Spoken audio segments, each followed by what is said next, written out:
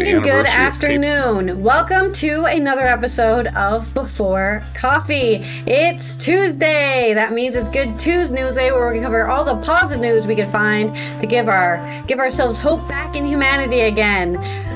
If you're new here, this is the first and only international game show, Before Coffee, a father and daughter news podcast where we look up our stories right before the show starts. We just got caffeine in our body and we're learning to read and speak live on stream.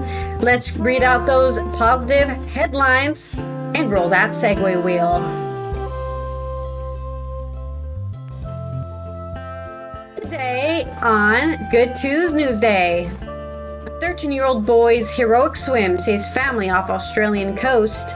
And at 67,800 years old, these handprints just discovered in Indonesia are the oldest example of rock art.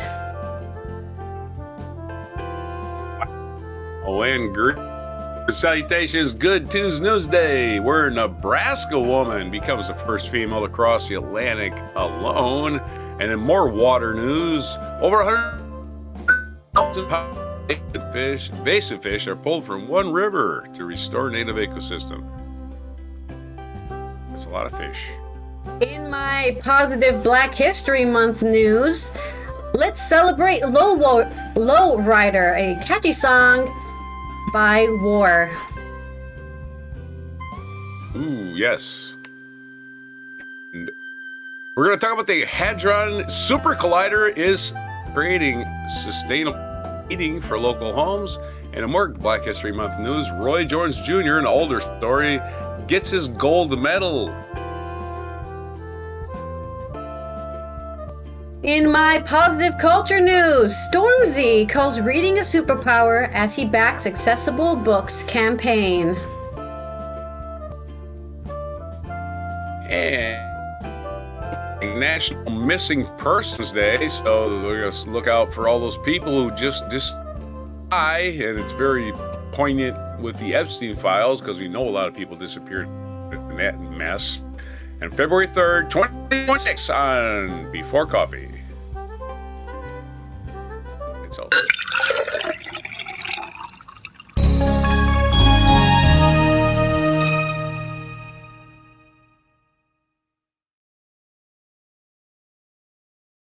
Trying to massage my green screen to be correct, and then it just refuses. Do it. There we go. Okay. Stop that. Yes, missing people. I'm sure a lot of people in those files are conveniently missing. Which, I mean, I guess that's what you said yesterday, right? It's like, why, or earlier, well, they haven't done anything about it. They released names, and then they just said, well, we're going to hide their identity, so I guess other people can't look up where these people went missing, right? We need to save the victims by not investigating where they are today. Yeah, and supposedly the FBI is really sloppy with their redactions, so a lot of victims' names got out there and had to be pulled back, which is like, I bet you didn't miss any redactions of all the rich folks, did you? Yeah, you didn't miss those. Oh my God, we released the name of a rich person. Pull it back. Oh yeah, victim. Well, again, actually the good part about identifying victims, but you can definitely verify these people exist now, right? Yeah. And just go, hey, let's have now we know their names. Get them on the stand. Well, I guess the scary thing is, right, people who want them not to testify, right, can take them out. There's a way to testify. All you gotta do, there's actually classified rooms in the Capitol where you can testify. Nobody has to know you're there. They can black out your face, everything. So there's the people in a room don't even have to see you, right? So yeah, let's do that. Let's do that. Let's depose all these witnesses for real instead of just going, oh, the FBI. I know that seemed like a ridiculous, preposterous thing that they did that to those children.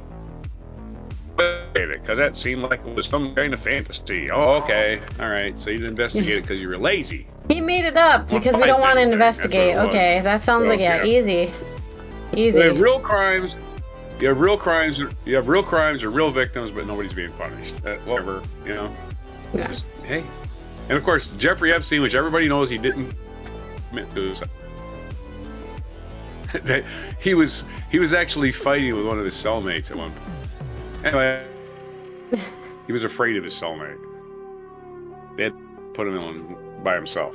This whole thing is things to high heaven. Anybody that thinks there's just more innocent people involved in this, besides victims. Anyway, let's do the good news, huh? Well, the good news is that one day we'll get justice. That's my hope for the world. Let's roll the segue wheel. And remind me of a song. I've got 2 stories here, so give me 2 songs that remind you of saving your family off the Australian coast as a 13-year-old. This is by Rod McGurrick on AP News. All right. Coming out of Melbourne, a 13-year-old boy is credited with saving the lives of his mother and 2 younger siblings with a horse-long swim after the family was swept out to sea off the Australian coast. Austin Appleby swam 4 kilometers or 2.5 miles to shore to raise the alarm after he got into difficulties last Friday, which was the 30th of January, with his mother Joanne Appleby, 47, and brother Bo, 12, and sister Grace, 8, police said. Austin said he initially set off to help an inflatable kayak that was taking water. He abandoned the kayak, then took off his life jacket because it impeded his swimming. He said he tried to focus on positive thoughts as he swam for around 4 hours through rough seas for shore, raising the alarm at 6 p.m. The waves are massive and I have no life jacket on. I just kept thinking, just keep swimming, Austin said today on the 3rd of February. And then I made it to shore and I hit the bottom of the beach and I just collapsed. The family from the state capital Perth were on vacation and were using kayaks and paddleboards hired for their hotel around noon when rough ocean and wind conditions started dragging them out to sea. A search helicopter found the mom and 2 children wearing life jackets and clinging to a paddleboard at 8:30 p.m. So it took them 2.5 hours, well, actually longer, right? Because he swam for 4 hours straight. So at the end, it took 6 hours to save his family from being swept out to sea. They had drifted about 14 kilometers or 9 miles from Quindallup in Western Australia state after spending up to 10 hours in the water. So I guess, yeah, what a hero. The actions of the 13-year-old boy cannot be praised highly enough. His determination and courage ultimately saved the lives of his mother and siblings, Police Inspector James Bradley said. Joanne Appleby told reporters today on the 3rd of February, she sent her oldest child for help because she could not leave the 3 children. One of the hardest decisions I had to make was to say to Austin, try and get to shore and get some help. This could get really serious really quickly, she told Australian Broadcasting Corps. She said she was confident he would reach a shore, but was filled with doubt as the sun set and help had not yet arrived. We kept positive. We were singing and we were joking and we were treating it a bit like a game until the sun started to go down. That's when it was getting very choppy, very big waves, she said, and also harder to find somebody in the dark. The 3 were all shivering and Bo had lost sensation in his legs because of the cold by the time they were rescued, the mom said. I have 3 babies, all 3 made it, and that's all that mattered, she said. All 4 family members were medically assessed, but none required any hospital admission. Yay! Such a happy story of a 4-hour swim to save your family. It's crazy. Could you do that? I'd probably do it. Even with my asthma, I wouldn't give up.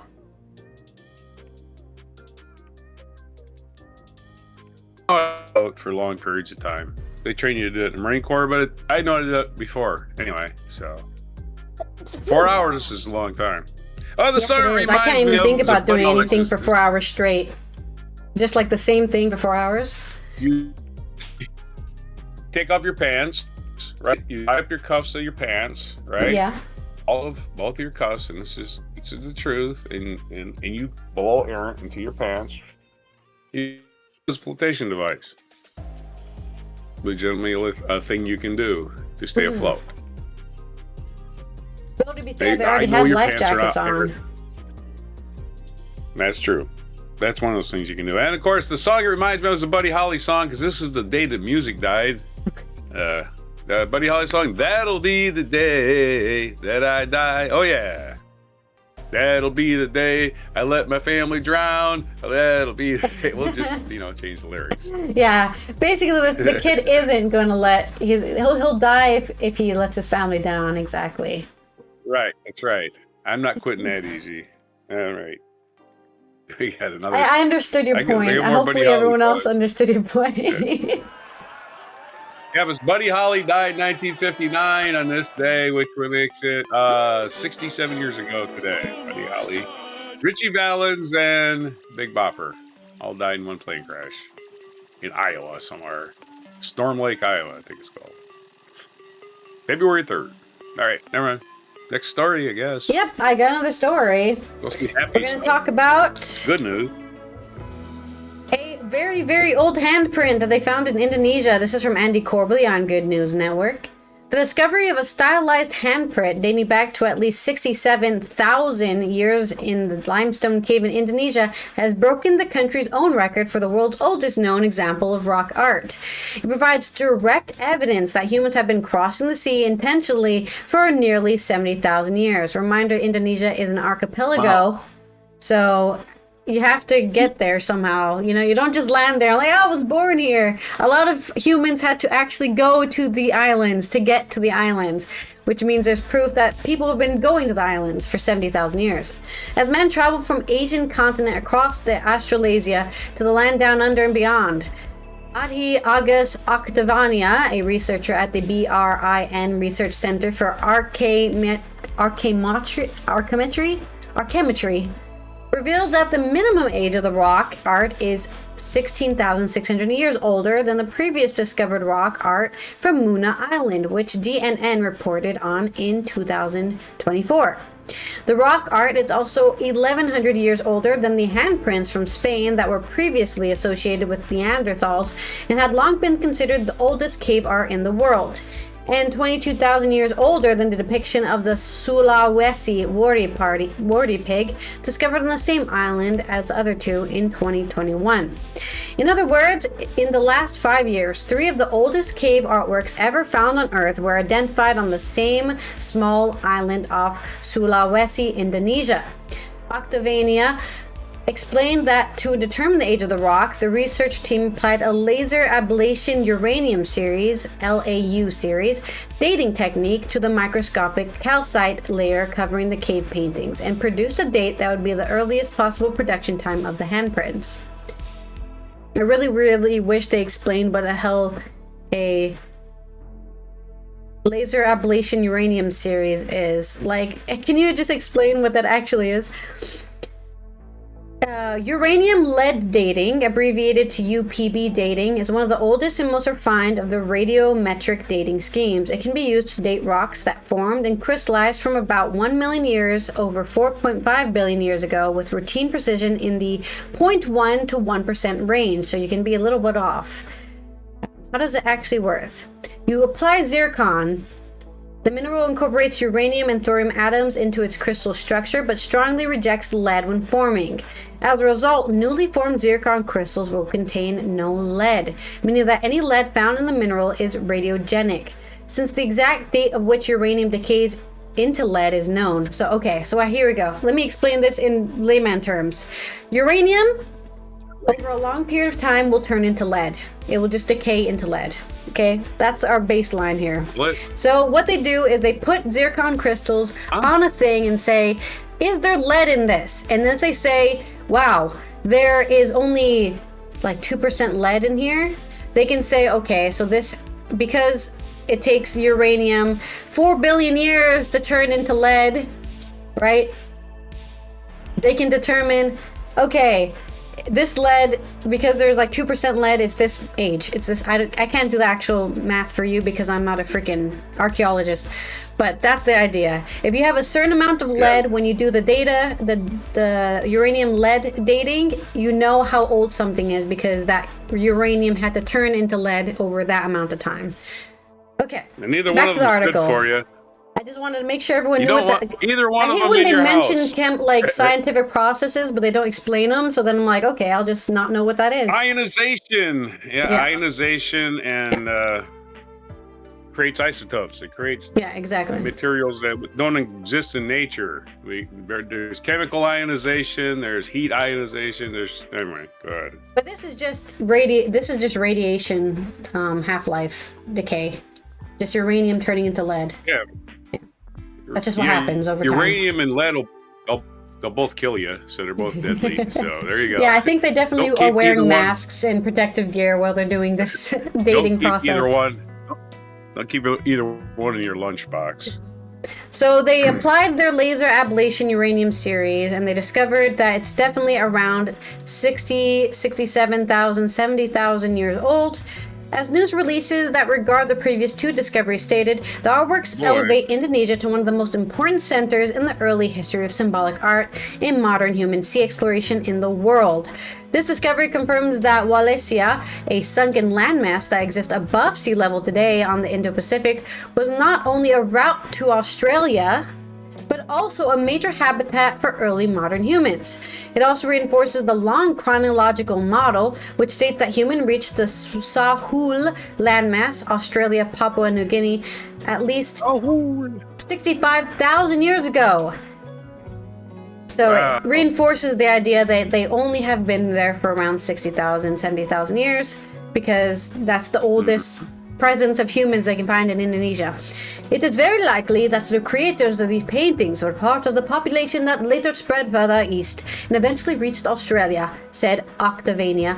This research provides the oldest direct evidence of modern humans on the northern migration route to Sahul, which involves sea exploration between Kalimantan, Borneo, and Papua, an area that remains relatively unexplored archaeologically.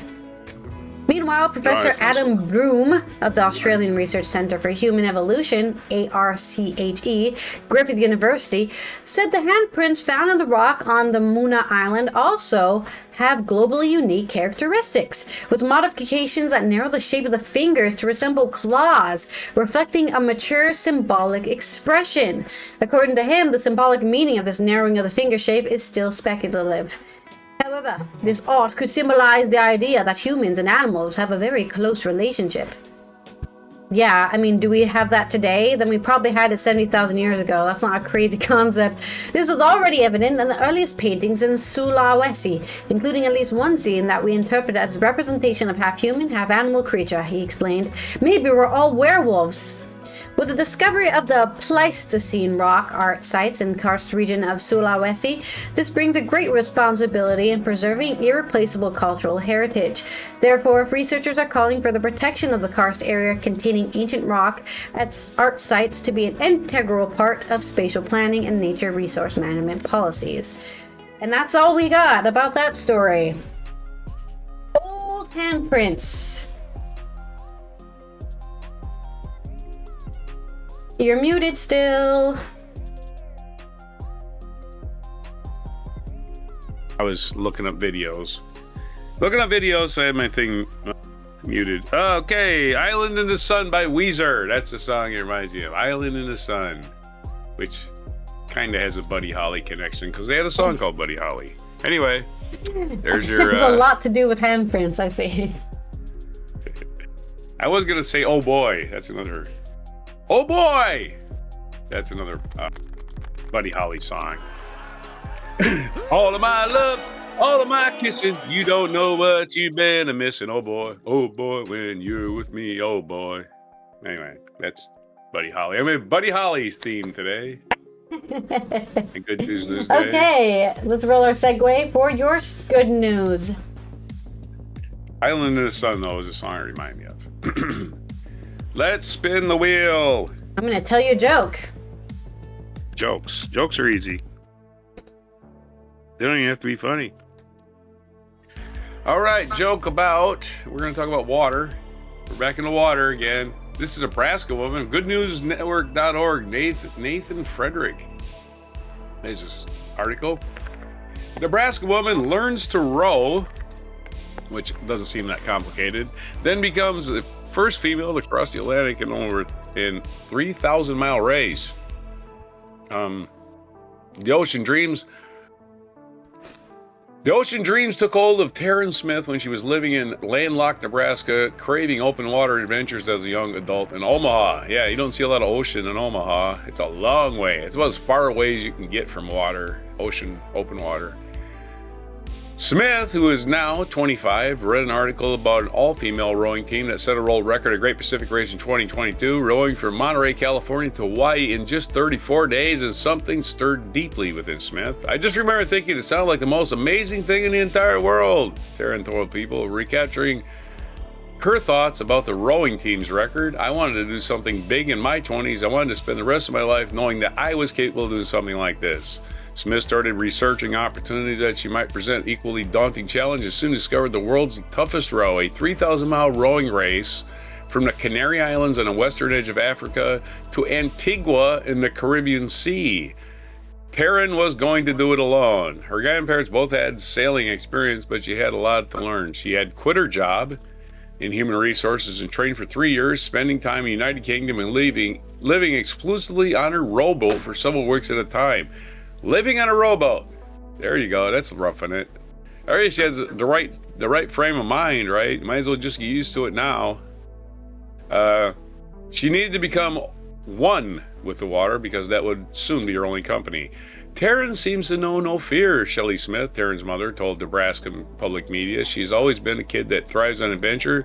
She just really likes a challenge. And so on December 14th, Taryn faced 42 other teams in 20 different countries at a starting line of a race across the Atlantic. The journey was expected to take about 2 months, with Taryn rowing 10 to 12 hours by herself each day.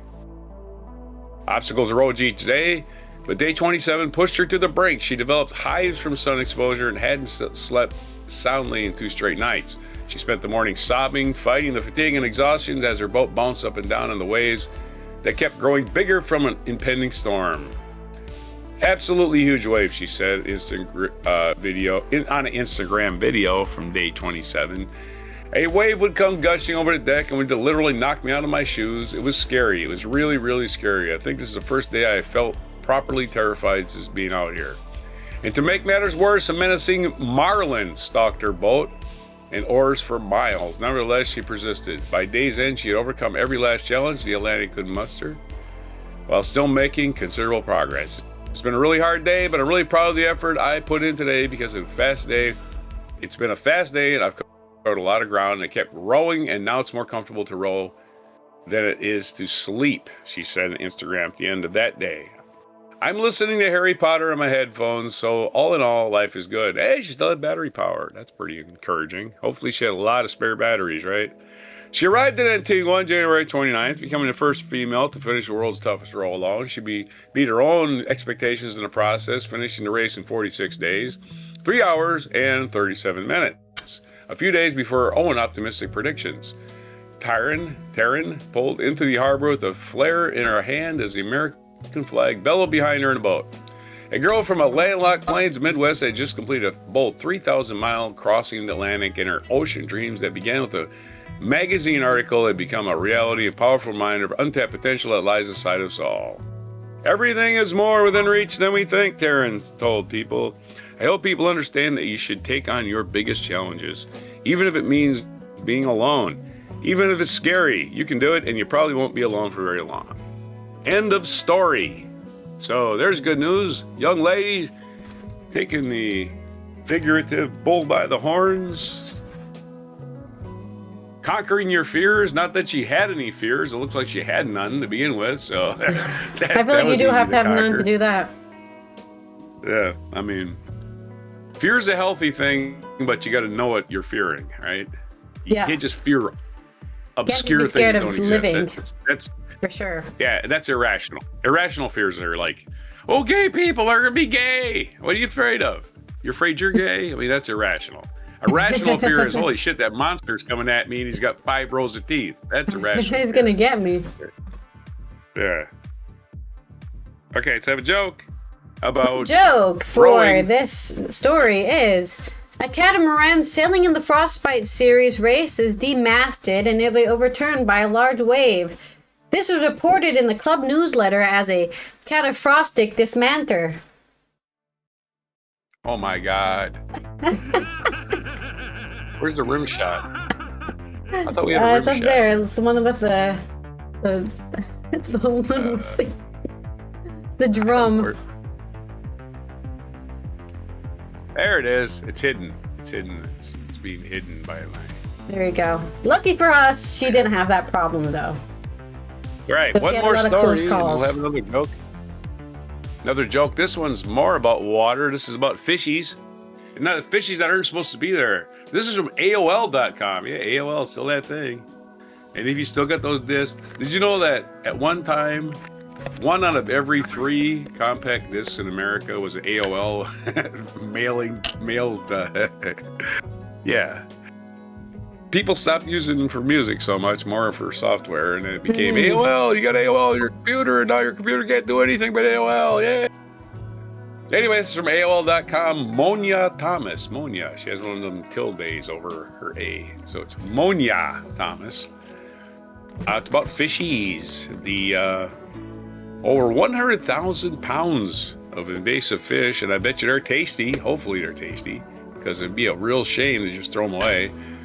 Kansas wildlife officials have removed more than 100,000 pounds of invasive Asian carp from the Kansas River in the past 4 years, marking a significant milestone in an ongoing effort to protect one of the state's most important waterways. According to Kansas Department of Wildlife and Parks, or the KDWP, biologists have pulled approximately 109,000 pounds of invasive carp from the river since organized removal efforts began in 2022. The agency capped off it 2025.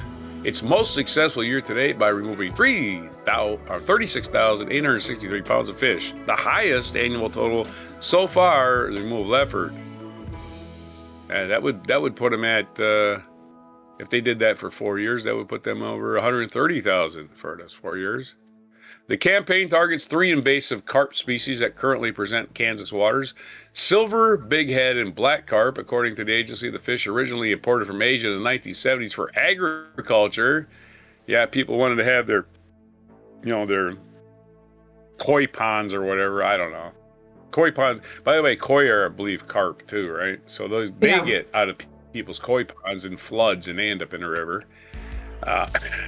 Anyway, so a bunch of these guys escaped into the Midwestern waterways decades ago and have since spread rapidly. I'm just going to say koi ponds was the reason.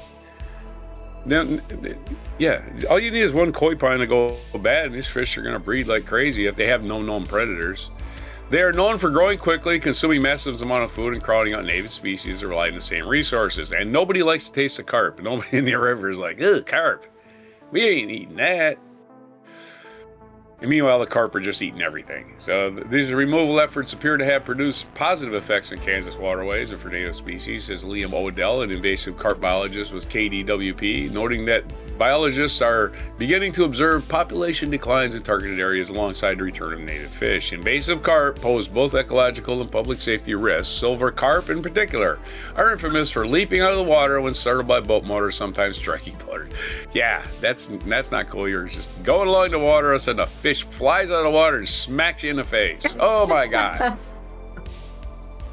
Just awful. You see these videos of the Illinois River. This happens a lot too. The Illinois River has a lot of invasive carp, flying fish there, actually. What are those ones they call it? I forget the exact name of the fish in Illinois River, but they got the same problem. Invasive carp pose both ecological and public safety risks. We're talking about hitting people in the face. Bighead carp can grow to extreme sizes with individuals exceeding 100 pounds. Holy crap, that's a big damn fish. To combat the spread, KDWP has relied on a mix of electrofishing, gill nets, and newer specialized equipment. In recent years, the agency had electrified dozer trawl designed specifically for carp removal. It stuns fish and collects them as boats move through infested waters. In 2025, officials expanded removal efforts downstream, adding 15 miles of the Kansas River.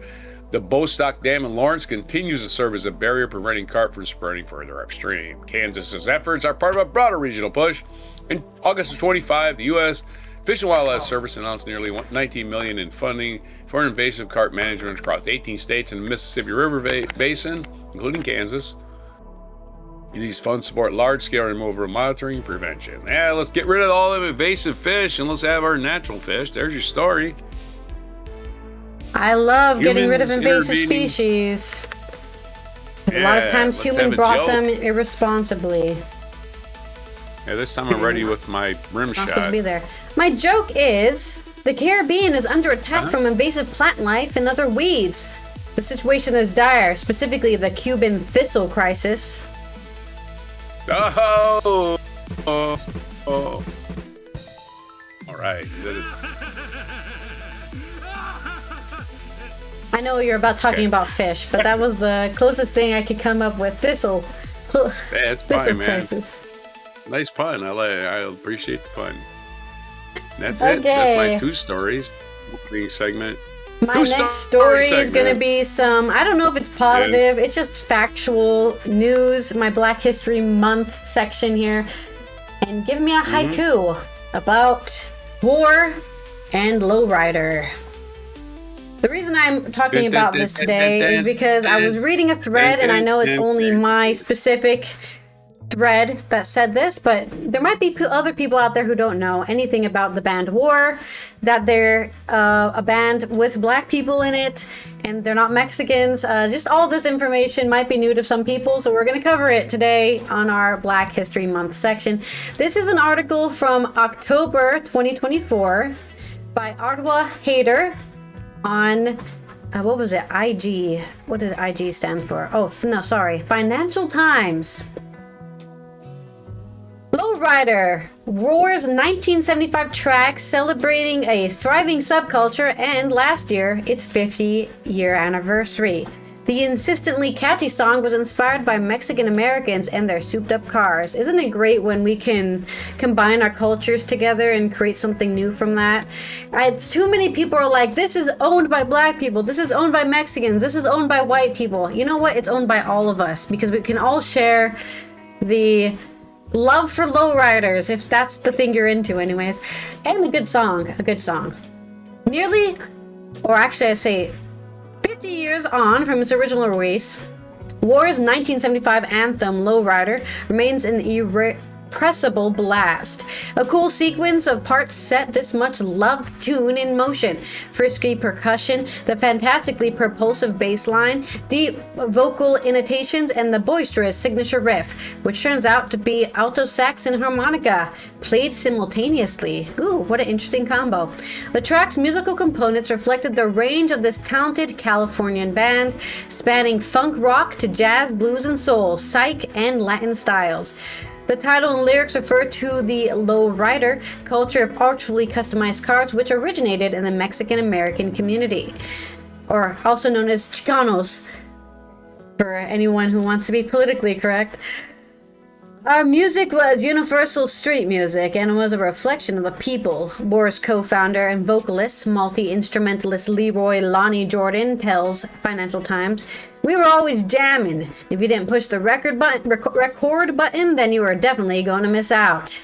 War had been going for several years by the mid-1970s. An earlier incarnation was fronted by British rocker Eric Burdon when they recorded Lowrider in a session that seized the spirit of spontaneity.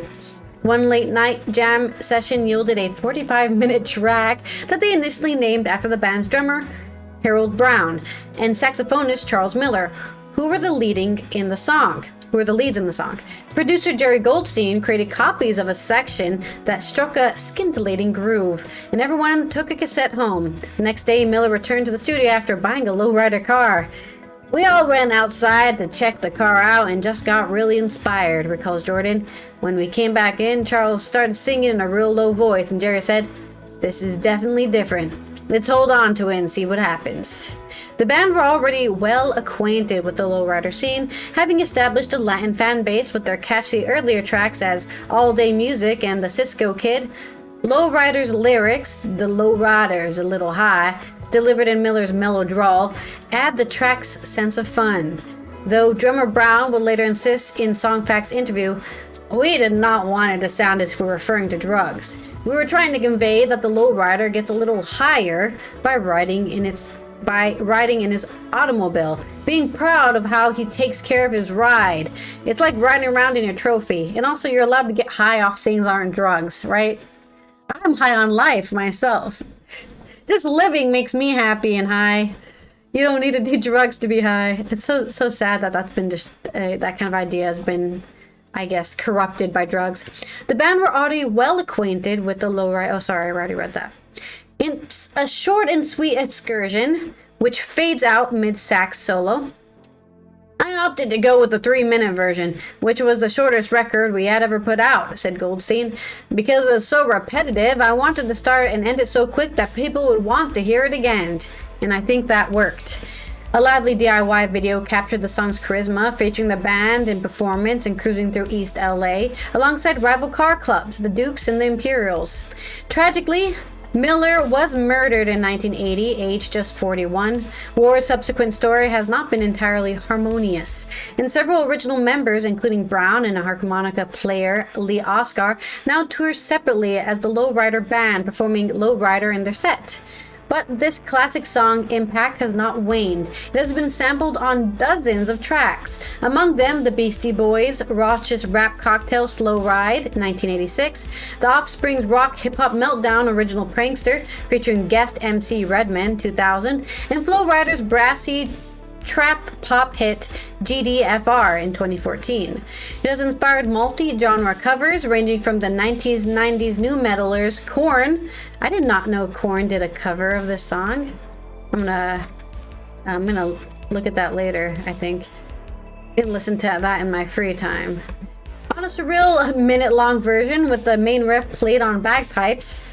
That's wild. To soul legend Barry White, whose bass vocals sadly couldn't add a va-va-voom to a lackluster 1999 take. At the other end of the scale, Canadian singer, multi-instrumentalist beatboxer Son of Dave offered a creatively souped-up lowrider in 2008, switching the deep vocals for a near falsetto croon and blasting off the core riff on a raspy harmonica. Its insistent groove has also soundtracked surreal range of screen titles, including Cheech and Chong's cult stoner comedy Up in Smoke, 1978, U.S. TV sitcom George Lopez, whose titular star has called the track the Chicano national anthem, and a 1990s British advert for Marmite Spread. What does that have to do with Marmite? Whatever. This year, or I should say 2 years ago, Lowrider was reissued as part of War's vinyl greatest hits box set. A live rendition raised the roof when War, with Jordan on lead vocals, headlined the summer show at London's Royal Festival Hall. This anthem is clearly still a real goer, as Jordan says. It's not our catalog, it's the people's catalog. Hopefully this track continues to live on even once we all move out into space. So, you can, I guess, go buy that record. I don't even know if it's still popular. The Lowrider reissued vinyl. It's probably like sold out 2 years ago when it came out. But supposedly you can get it on vinyl in a reissue. Oh no, I can still get it for 37 euros. I can get the Lowrider. Yeah. The Lowrider reissue. Just what? What reissued as what though? A CD? What? I just said a vinyl. A vinyl of one song? Yeah, that's what it says. Why don't they just reissue the whole album? Because it has great other songs on it. Why would you just issue the freaking single? I don't know, because that article is made in 2024, but I will tell you in 2025 they did reissue Why Can't We Be Friends, the album, which has also an extended mix of Lowrider. So you can also get that. The 50th anniversary 1975 album, Why Can't We Be Friends, has a special collector edition reissue that goes for, I don't know. Okay, I can't see how much it is here. Maybe it's not even available. Again, if you're but they're still touring. War is still touring. They're not really the original band. They're not the original band. Let's get that out of the way. But they're still touring anyways, even if they're not the original band. Lonnie Jordan's still touring, I should say. And they had a giveaway for the reissue. The World is a Ghetto. Yeah, The World is a Ghetto was actually the name of that album. Or was it Why Can't We Be Friends? Okay, maybe. But I'm sure you can find it somewhere. The difference, in case you don't it doesn't look like they sold out. Maybe they did. I have no idea. I can't find any information about it. In case you're wondering about singles and albums, nobody knows this nowadays because they don't exist. And single was this big. It had song one side, song on the other side, and the fidelity in the sound was terrible, right? It was made to be played at jukeboxes, basically. Nowhere else. You could buy it for your house, but if you wanted the actual sound with all the clarity and all the fidelity, you bought the album. Yeah, End of you can story, get the right? you can get the Yeah. CD version reissue for 40 euros, which is probably about the same price in USD. But if you want the vinyl reissue, it looks like it's like $89. But it is a vinyl, and vinyls are always They more had more than- expensive.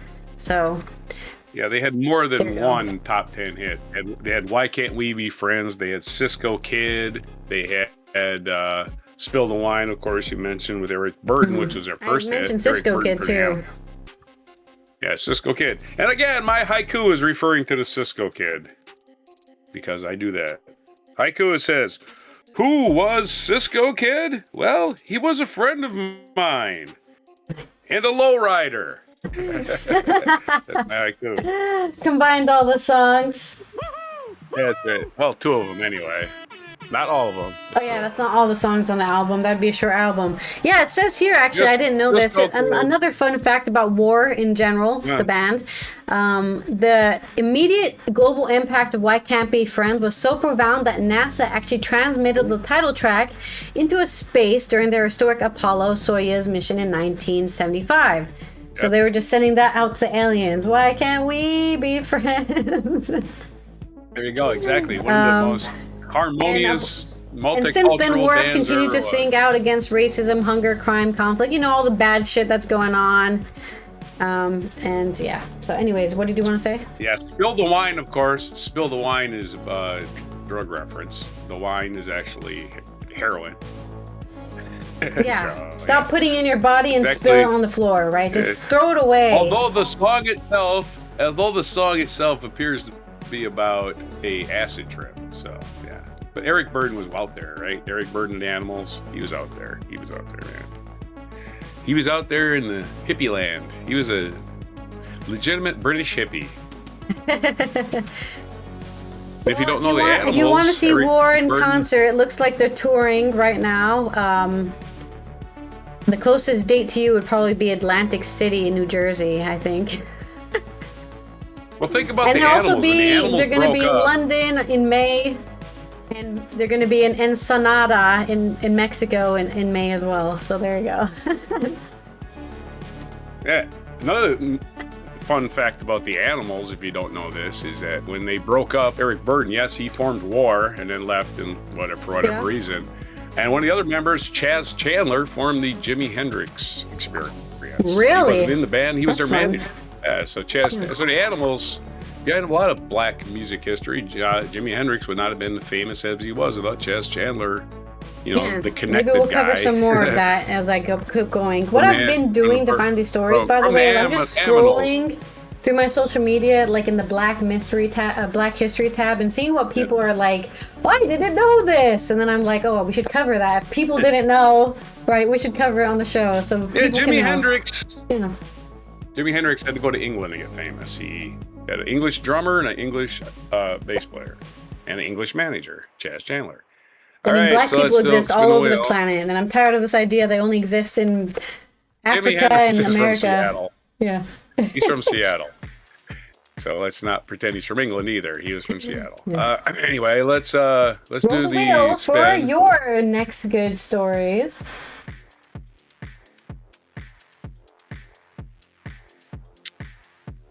It's gonna be a limerick for me. Quick. So you gave me a haiku, I'll give you a Limerick. limerick. Oh, I'm gonna have to go slow. I got some shorter stories. The first one is about the Higgs boson particle. You know, the God particle, you want to call it, and the Large Hadron Collider, which I believe is, where is it? Belgium or someplace? We'll find out in the story, right? Hadron Collider starts heating local homes. Let's see. One of the most expensive scientific experiments in history proved the existence of the Higgs boson and helped to redefine our concept of physical reality. It is now being put on more mundane use. The Large Hadron Collider, it's in Geneva. We were there. We were right over top. Yeah, we of it should at have some gone point, right? visited. We could have done some time traveling or something. I don't know. Well, That's the think of joke, that collided- they can time travel with it. Yeah, we could have collided our particles. The Large Hadron Collider, or the LHC, a collaborative endeavor. I'm reading slow so you can write. It's supported by over 100 countries and completed in 2008. It is a circular particle collider over 60 miles in circumference, lying 175 meters or 574 feet beneath the Swiss-France border near Geneva.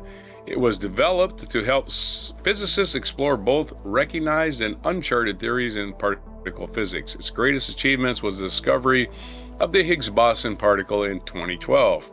The LHC is the largest particle accelerator ever built and designed to smash together subatomic particles at fantastic velocities, and that requires a lot of power, generating lots of waste heat. Until now, this heat was released into the atmosphere through evaporation cooling towers. But CERN's new endeavor is to put this waste heat to some good use. Yes, you're generating heat, you just let it escape into the atmosphere. That doesn't even make any sense, man. Let's store it and use it. Yes. And it said their goal was to put the waste heat to some good use while also improving the LHC's environmental footprint. In partnership with local authorities, the heat from the accelerator is now collected and redirected into district heating system, which provides heat to several thousand domestic residences and commercial properties in the surrounding area. The system was inaugurated last December and is now becoming fully operational. Last year, scientists at CERN announced that the LHC needed to be upgraded in order to fully extend fundamental physics research behind its current capabilities and have proposed the construction of a Future Hadron Collider, or the FCC, which is not the same initials as Future Hadron Collider. That's weird. Wouldn't that be FHC? If we're doing it in English, which would be more than 3 times the size. Yeah, we're gonna make a big atom smasher. Smash, smash, smash. They said it would enable to study dark matter components in physics at energy scales previously unattainable by human-made experiments. I want to dig a big circular hole in the ground. Can I do it? Hey, there's your story. Let's have us, if you're ready with the limerick. Big hole in the ground that heats up homes. In a lab where the protons collide, a particle's dance takes a ride. With an energy grand, it warms every hand, but the cost makes our wallets divide. Oh, wow, she had a limerick. I'm assuming that's why they're like, okay, we can't keep on giving you free energy. You need to do something with your... You found your particle. You're eating up the power grid. I mean, I don't know if I told you this yesterday because I think it was during my dinner yesterday, but I just found out that we use too much. We don't use enough energy in my house where I live. So now we have to use more energy because we have to pay the solar company for making too much energy. Which is what happened to Mom, I think, a couple years back, right? She was making too much energy, so she had to pay them.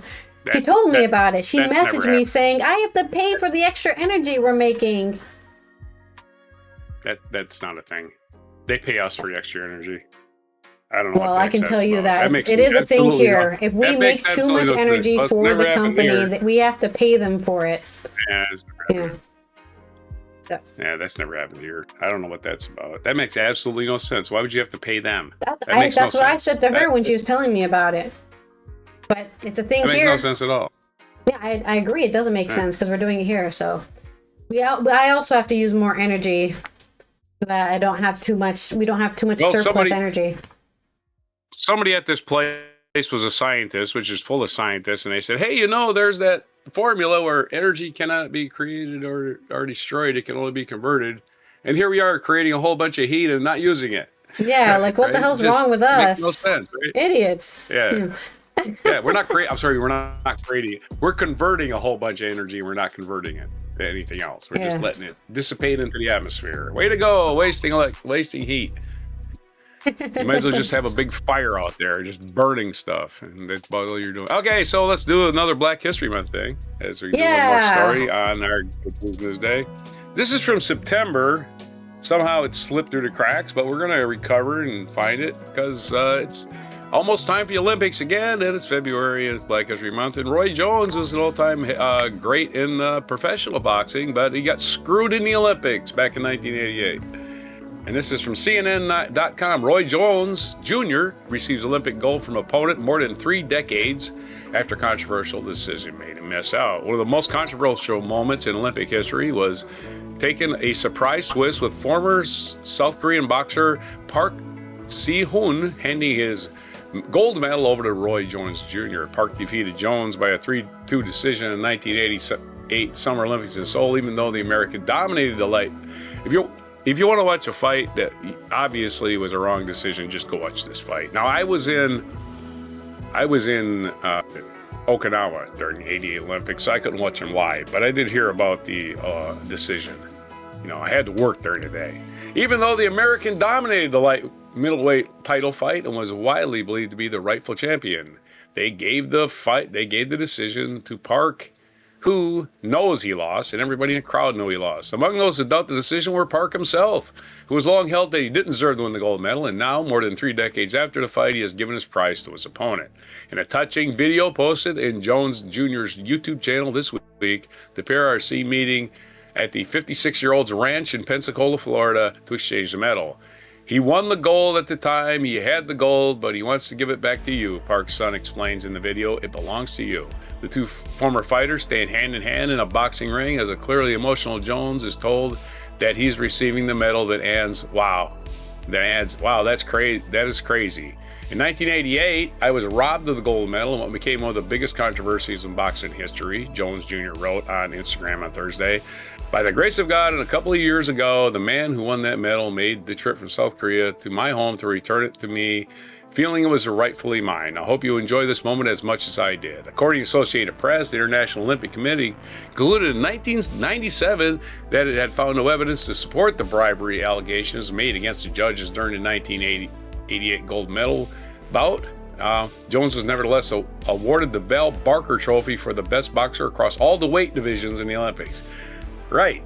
The best boxer in the entire Olympics didn't win the gold. What does that tell you? The judges were crooks. Yep. He went on to become the greatest pound-for-pound boxers of all time, winning a world title in 4 divisions. As for Park, he became a teacher and then a boxing coach. He was always maintained that he didn't deserve to win the fight against Jones Jr. There's a hardened resentment build up in me that I will probably carry for the rest of my life, Jones told AP. This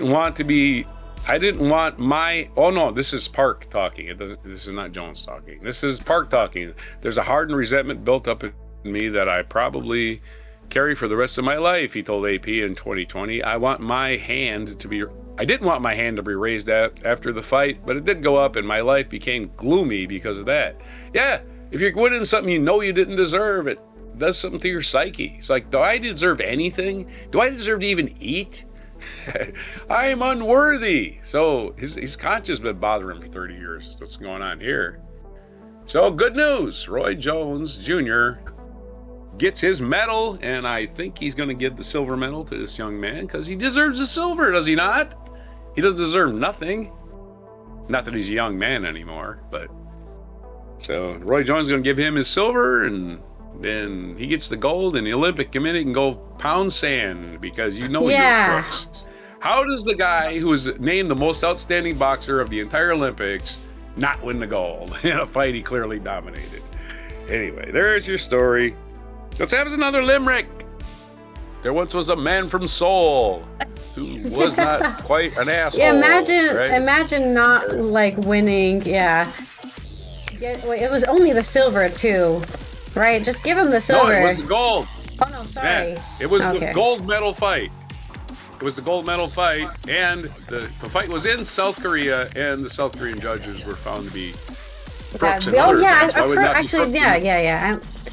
I've heard the story about the story before you were reporting on it, because people were like, I don't know, people were bringing it up because they're angry.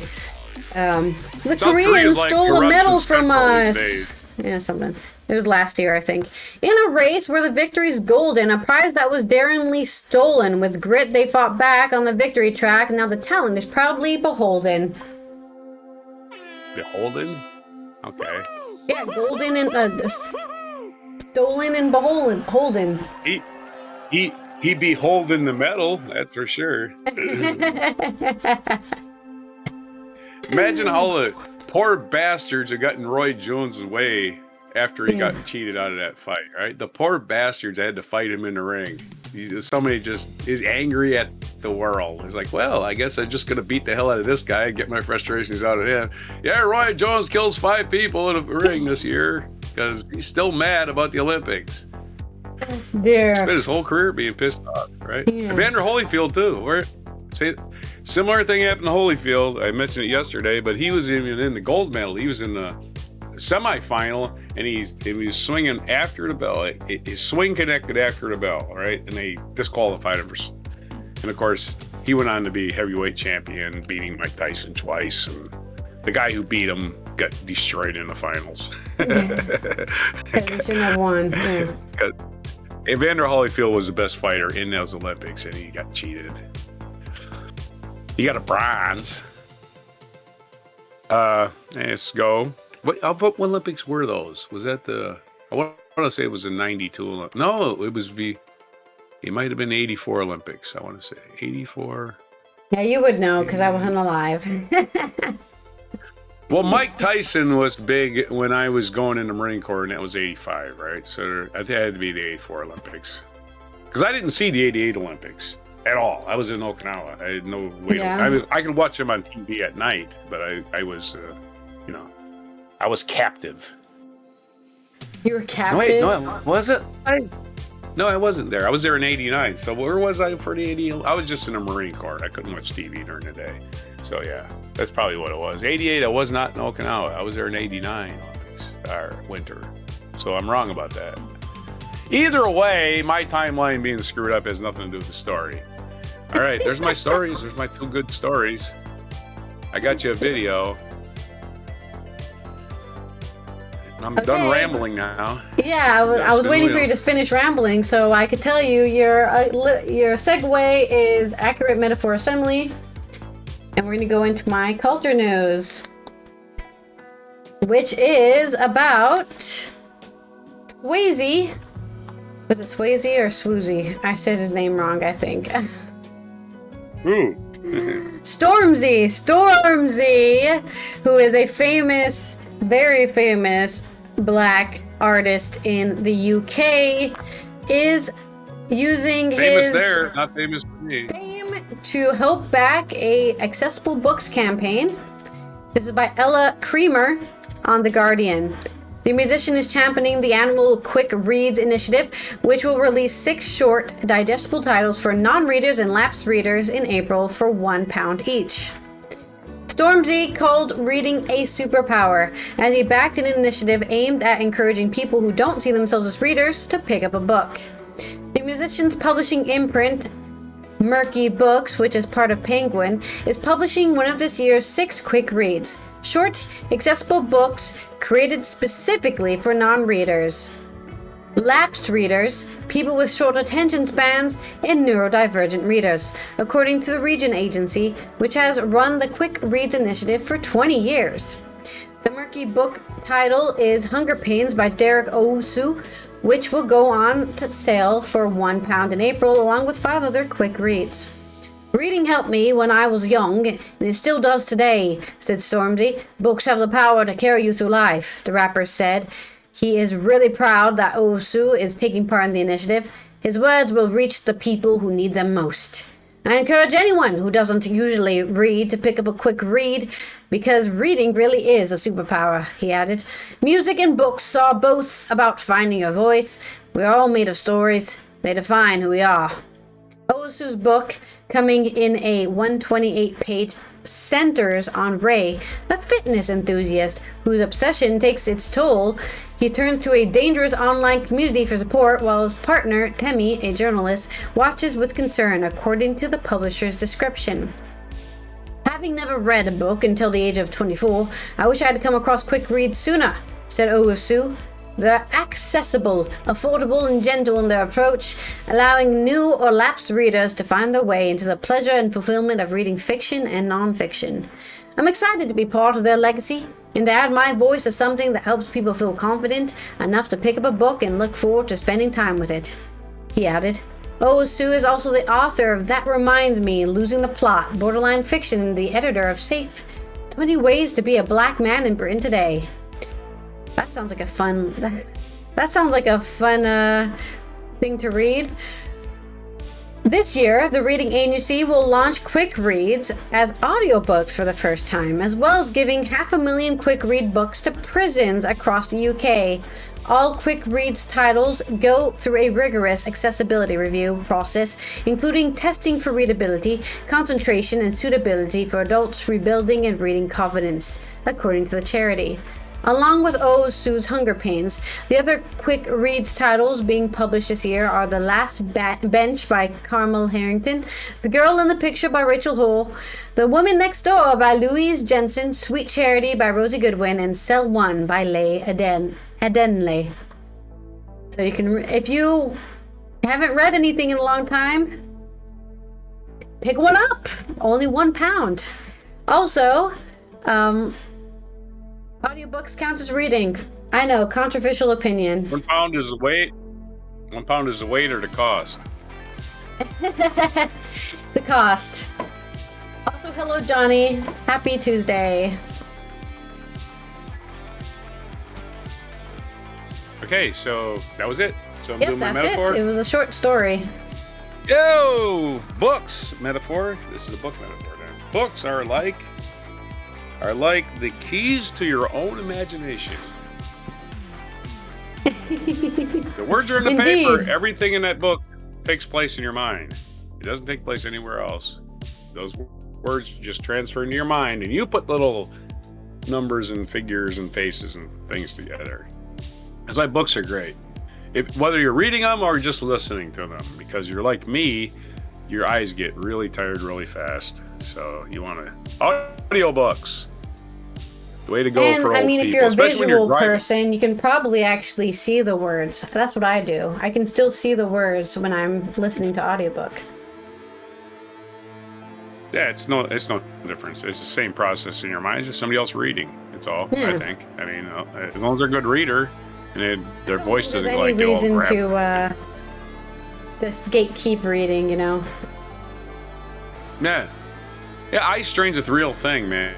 And when you get older, it just for me, it's just I just look at a page for like 20 minutes is probably the most I can read. I gotta just close my eyes. Just a personal thing. All right, this day in history, I guess we're at. Yes. I reckon, I suppose. This day in history, and I did send you a video, so I don't know if Let's I roll posted that already. segue wheel.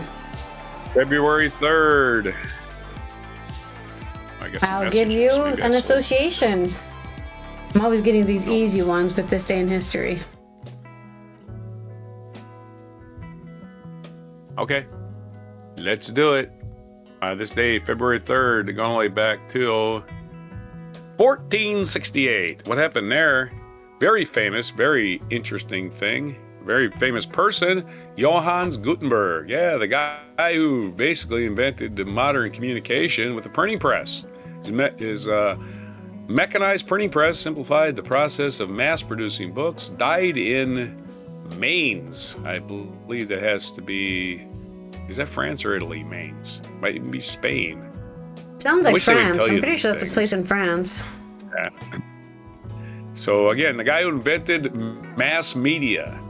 There was no mass media before the printing press. You had to print something at like Yep. one And page then at that's a when time, Lutheranism right? Press happened. down. Lutheranism. Mass media invented 1400s, but Gutenberg died on this day in 1468.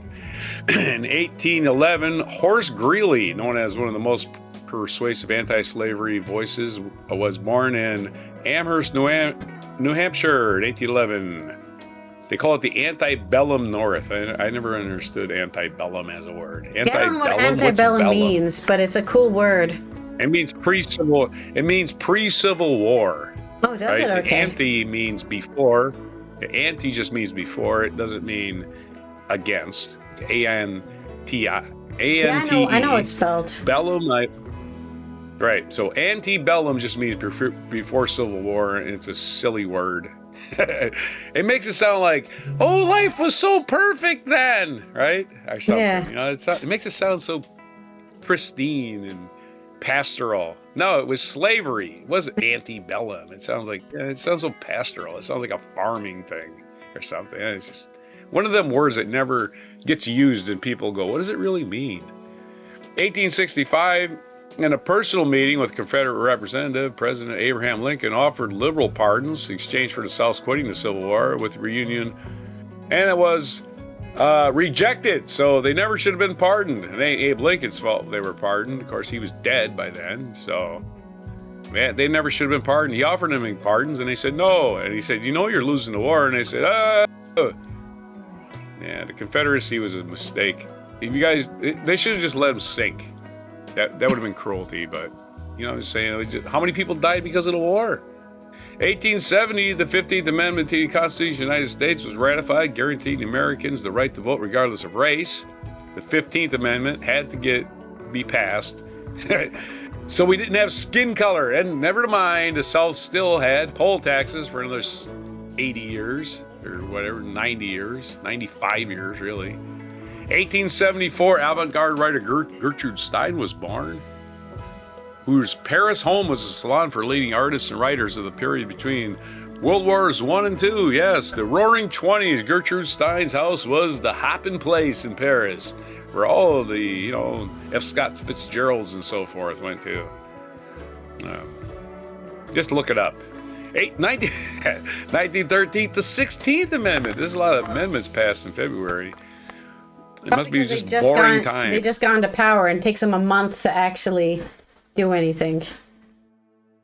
Maybe. 1913, the 16th Amendment of the Constitution. Income tax was born on this day, 1913, in the United States. That's right. Oh, great. Happy birthday to income tax. Yep, everybody wants that. Yeah, let's get my taxes away. I don't mind paying my taxes, unless it's paying into a fascist government that just gives it to rich people, which is what our government just does. It doesn't do anything for poor people anymore at all. Just giving rich people, just ATM for rich people now. 1917, not yet involved in World War I, the United States broke off the diplomatic relations with Germany after Germans announced their intention to practice unrestricted submarine warfare. Not too long after that, they sank the Lusitania, and that did bring the United States in World War I.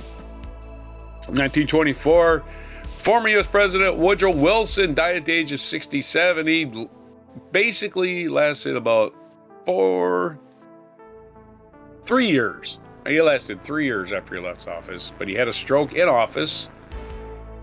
And at the end of World War I, one of the worst times to not have a president, right?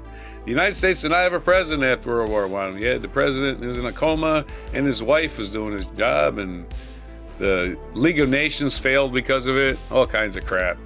1959 is the day that music died. This is the day rock and roller Buddy Holly was killed in a plane crash at the age of 22. Just think of everything you've done after the age of 22, and just think of everything Buddy Holly did.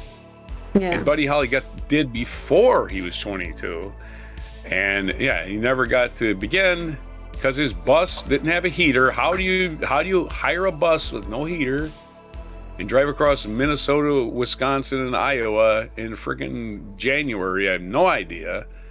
So they were taking a plane to their next gig, which they never got to. Buddy Holly, Richie Valens, and the Big Bopper all died at the same time.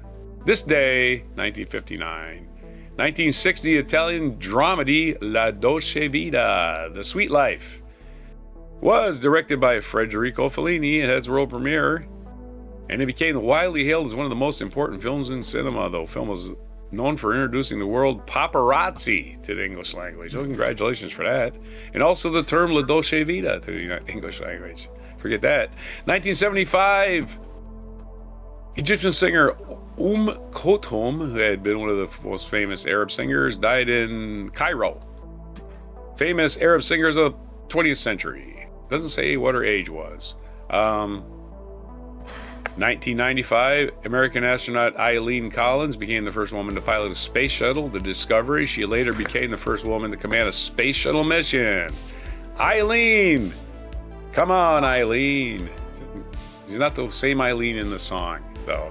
In 2005, Alberto Gonzalez was sworn as Attorney General of the United States, becoming the first Hispanic American to occupy the post. And of course, he's famous for saying, yeah, it's legal to torture people. So doing us all dirty, Albert R. Gonzalez, being the first Hispanic, turned himself into a torturing man. So good for you, torture boy. 1690s, paper money is printed for the first time in the Massachusetts Bay Colony. That's our featured event. This day 1690 or 1691, we're not sure. Apparently, they didn't put dates on the money. Makes no sense to me. The Massachusetts Bay County printed 40,000 pounds of paper money, an act that was technically banned by the British Crown. This was the first time paper money became widespread in the West, but conflicts such as King William's War and the French and Indian War, the cash rapidly depreciated in value by almost 40% within a year. Regardless, other American colonies began printing paper money too. Of course, it's easy to counterfeit. All you needed was a printer.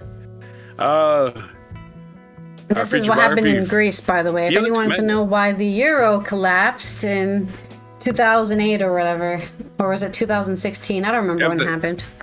It's because they printed a bunch of euros to try to match up the currency rate. Yeah. Printing more money just makes it less more. Yeah. If there's $5 in the entire world, then a penny's worth a lot. But if there's $50 trillion in the world, a penny ain't worth much at all. So the feature biography is Felix Mendelssohn, German musician and composer. How you could be a composer without being a musician, it would be troubling to me. How could you write music if you couldn't play anything? At least know where the notes are, right? Yeah. Play it badly, but at least you know what the notes are. February 3rd is his birthday of 1809 in Hamburg. We've been there. Did we go to Leipzig? I don't know if we did or not. We might have passed through there, Leipzig. I don't remember going to Leipzig. Leipzig. We might have passed through it. Anyway, he died at the age of 38. What is with these composers dying in their 30s, man? God, he only got to be 38. He died in 1847. They probably made all their instruments out of lead or something, and I died of lead poisoning. Yeah, probably a lot of lead in the ink, I'm thinking. Yeah, maybe. Oh, yeah, they're licking their quills and then lead. Licking the split. Tasty lead. Their birthdays today: Elizabeth Blackwell, British American physician, born in 1821. We covered Gertrude Stein. It's Norman Rockwell's birthday, American illustrator who made all them Americana portraits. He was born in 1894. Pretty Boy Floyd was born 10 years later, American gangster. Not sure how pretty he was. Don't have a picture. Nathan Lane, American actor, born in 1956. Not sure how pretty he is either. Perhaps his husband thinks he's pretty. I don't know. National Missing Persons Day today. It's National Women Physicians Day, as we talked about the first woman to command the space shuttle. National Carrot Cake Day. Carrot cake. Oh, yeah, with the frosting. It's National Four Chaplains Day. National Four Chaplains Day. I think it has something to do with different diversity of religion in the military during World War II. I'm just throwing that out there, probably. And it's National Take a Cruise Day. That's right. Get on a ship. Get on a cruise ship, which I call floating prisons with botulism. So there you go. And have a good time on that cruise. The only way I'd really go on a cruise is if it saved me money getting somewhere. That's the only way. Like if I wanted to go to Puerto Rico and I hey, that cruise stops in San Juan. Let me take the cruise and it's really cheap and I'll just get off the boat in San Juan and never get back on again. But how do you get home? I'd do it. Airplane. Oh, okay. That's what I'm saying. It was a really cheap deal. It'd have to be a really cheap deal. But my time in the Navy was enough for me being on a ship for long periods of time. Thank you very much. I don't care how big the ship is. I've still seen the same people every stinking day. And the entertainment can't leave either. So you're going to be seen at the buffet line, the guy who was entertaining you. I don't want that. I don't want that? Okay. Especially if he sucks. And then another thing about cruises. What happens to the dead people? People die on cruises because, people die every day. And the proportion of people on cruises that are of dying age is very, very high. And they die. Every cruise, people die on the cruise. It just happens. What do they do with them?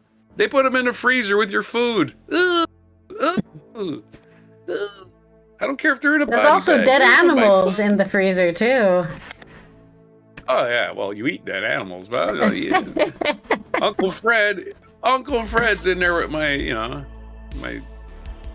T-bone my salmon. Or whatever. Yeah. Whatever's frozen. Yeah. Yikes. Anyway, that's my Those are your days, your mispronunciation, your haikus, your limericks for everything. February 3rd, as we're churning through these years. February 3rd, 2026, on before carrot cake. And hopefully your carrot cake has not been in a freezer with Uncle Fred. Well, that's an easy associate for me because my birthday is coming up at the end of the month, and I'm going to be celebrating it on stream on the 21st of February because the 20th of February is a Friday.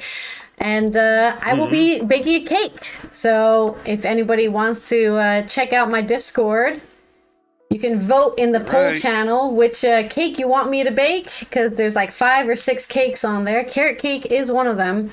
There's also coffee cake and what else? There's a lot of cakes and pies even. You probably can't see it because I don't let you see any of the other channels on Discord except for this one. That really takes the cake. So there's my associate. So you want to have your cake. You want to have your cake and eat it too? Is that what it is? Yeah, I'm going to keep one piece permanently so it'll never ever go away. Let's check for our international days for the UN observances. If I can find the right, I have 20 million things open. Here it is. It is still World Interfaith Harmony Week. No actual other day than that. So make sure you continue doing what? Not fighting and beating up and killing other people because they believe in a different religion than you. Just go, oh, that's cool. And then move on with your life. That's what I like to do. Oh, you believe in Jesus. That's nice. Anyways, my problem moving is on. people that are really so certain that they think you're wrong. I'm like, I don't care how certain you think you are. It doesn't make you right. Okay. I also don't care Stop if I'm wrong. telling me I'm wrong based on your certainty. It has your certainty has no effect on me whatsoever. Okay. Just so you know that if you were born in, Cairo, you'd be a Muslim. You wouldn't be a Christian at all. Yeah. If you were born, that's the number one defining characteristic of what religion you practice. Who your parents are, where you were born. That's it. Yep. This religion stuff. Where you grew up. Stop telling people. Stop telling me you're so certain, so I got to be so certain. That's the dumbest thing in the world. It's dumb. It's just dumb. Don't just step outside yourself for a minute and look at what you're asking other people to do. Okay. Anyway, that's my little daily diatribe about religion, and I'm glad you have one. It doesn't have anything to do with me whatsoever. Believe it or not. I also have a fun, useless fact for you. When the French Academy was preparing its first dictionary, it defined crab as a small red fish which walks backwards. Yeah. This definition was sent with a number of others to the naturalist Cuvier for his approval. The scientist wrote back, "Your definition, gentlemen, would be perfect only for 3 exceptions. The crab is not a fish, it is not red, and it does not walk backwards." So there's your fun fact from... There you go. Yes. Yeah. That guy sounds like a real crab. Anyway, just... This has been Alison here from the Netherlands, Roger from the East Coast of the U.S. As we finish off another week of good news, another day of good news, we will be back tomorrow for Wacky and Weird Wednesday, in which we will cover all the weird and wacky things that have been going on. All of it. Because... comprehensively. Yeah, maybe not all of it, but all the stuff we can find, because we can't read all the languages in the world, because I'm sure there's weirdly wacky things happening in probably Japan. Let's be honest, probably Japan. Like that woman who got married to a ChatGPT robot. But we did cover that on Wacky and Weird Wednesday. But we'll be back for that. So please make sure that you are subscribed if you're not already subscribed. We need more subscribers so that YouTube knows people like our channel and like watching the show, and they can show it to more people in the algorithm, the great algorithm. Thank you everyone who's already subscribed and following on Twitch. Don't forget to turn on those notifications so you know when we go live and post a video. And of course, thanks everyone on Patreon for supporting the channel. Giving us that $1 a month and all that jazz. As much as you want. Like war. Don't limit yourself to $1. Yeah, as little as $1 a month. Yes. Let's do it. I'm ready, except I'm not ready. Oh my god, everything's freezing. Give me a sec. Today's the 3rd of February, all right. Ready. We're already Hanging out in February. Okay. 1/12 of the year already gone. Yay! I think. Oh, maybe. Full 8.3% of the year is already gone. Yay! Maybe 8.5 by now. Every second, I'm sure there's somebody who does that, like a percentage thing. Okay, but here is 100 divided by 12 is 8.3333333333. yeah. There's somebody doing that right now. Just decimal points moving. Yeah.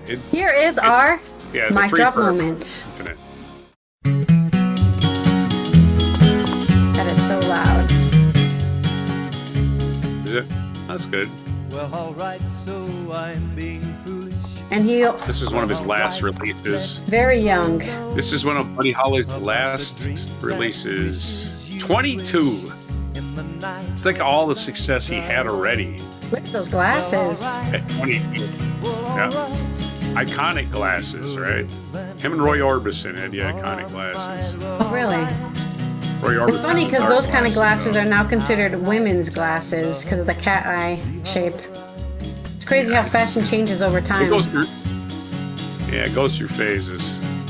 Elvis Costello wore those glasses too. Crickets. Yeah. Buddy Holly and the Crickets. Of course, he named the Beatles named their band after the Crickets. Really? Oh yeah, because the Beatles. Yeah. Yeah. Insects were big. They just misspelt it. If only we started eating crickets after this point, we could have saved climate change. By we, you mean Americans. Everyone, There's just lots of people everyone. eating crickets. Yeah, but like not as a main staple.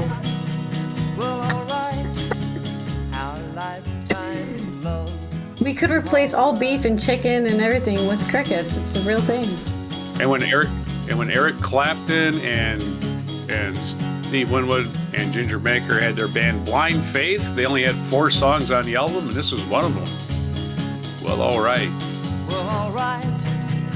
As a cover? Of course, it's a cover. They didn't write it. No, I'm just saying. What? Like I don't know. That's the definition of a cover. I think I have heard this, the covered Eric it. Clapton version of the song. But Steve Winwood, really. Okay, the Steve Winwood cover of this song. I mean, Eric Clapton's playing guitar, but it's Steve Winwood singing. Good. He's a singer. Blind Faith. He lives on one of those islands with Blind Elvis. And who else died? Tupac, Elvis, Allen's. Buddy Holly. Oh. No. They found Buddy Holly immediately. He was pretty much in pieces with the rest of them. I mean, a plane crash doesn't fuck around. It isn't like, oh, my plane crash. I'm going to say.